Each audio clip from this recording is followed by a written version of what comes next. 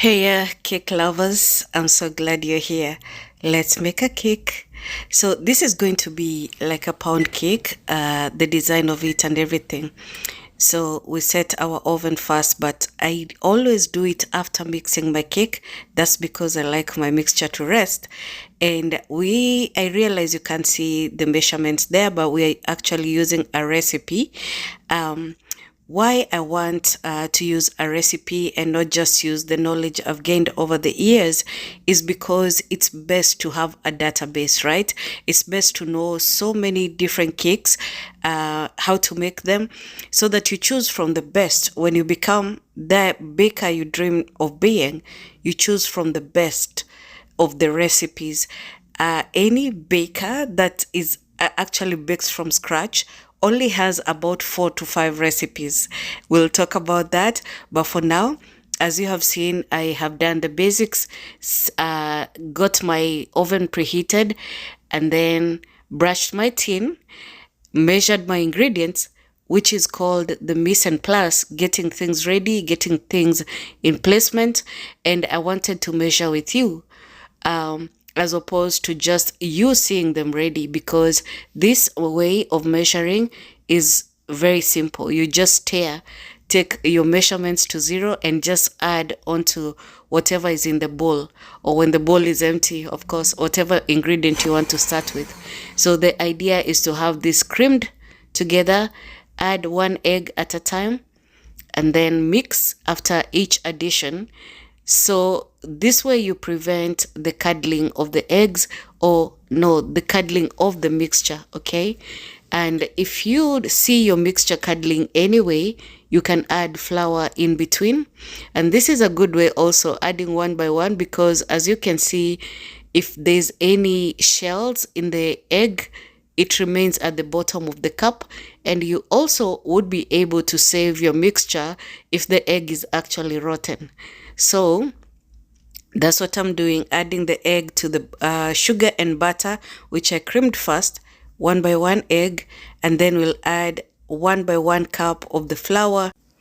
For me, though, I believe that every mixture that contains flour has to rest, whether you've developed the gluten or not. Gluten development is most common in bread making, whether you're making your chapatis, your naan, or your breads.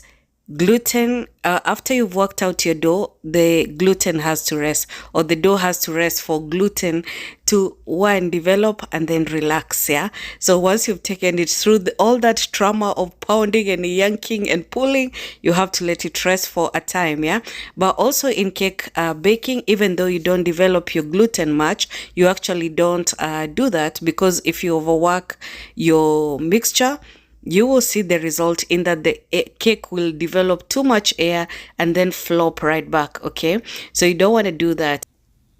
So cakes do not need a lot of that protein development, and that's why we use lots of butter or any other fat or shortening, and this is just to shorten that gluten. Yeah, so the use of butter makes the cake more crumbly, and that is because you shorten the gluten strands in the flour. Does that make sense?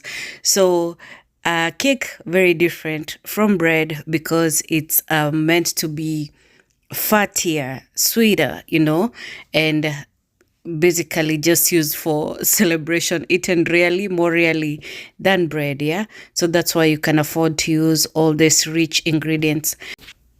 Okay, so I'm tapping my mixture so that I release some of that air, and this is also to pack that crumb.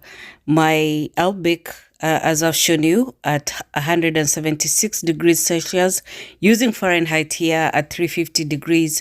Yeah, and this is the outcome. So because it's thicker, it stayed longer in the oven, and that is why it has all this caramelization.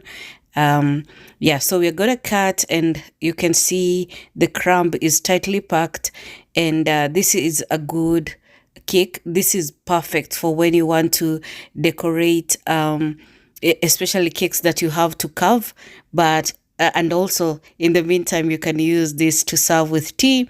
I didn't make a glaze because this is to be eaten in the family. Of course, I will show you how to make and use glaze on this kind of cake, but for today this is just what we're doing, and once we have this covered and good, we'll do more. Thank you guys. I'll see you on the next one. Bye bye.